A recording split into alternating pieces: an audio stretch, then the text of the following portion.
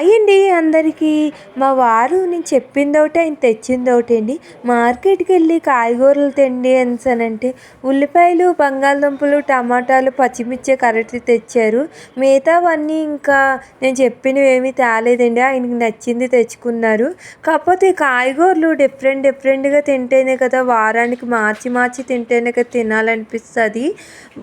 వంకాయలు తెచ్చారండి. వంకాయలు ఇగోండి ఇలా కవర్లో కట్టేసి ఇలా పెట్టేశాను.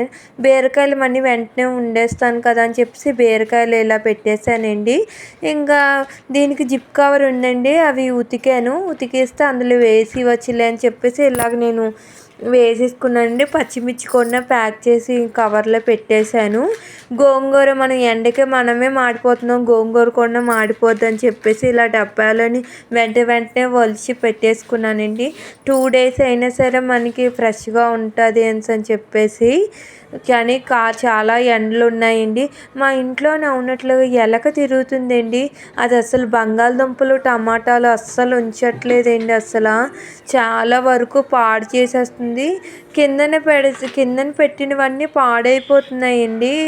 ఎలక అస్సలు ఉంచట్లేదు. దానికి ఏదో ఒకటి చేయాలి. చూడండి ఇంత పెద్ద బంగాళదుంపని పాడు చేసిందండి. మనం వండుకుంటే దేంట్లోనైనా పని చేద్దును. ఇంకా సరేలే అని దాని పని పట్టాలి.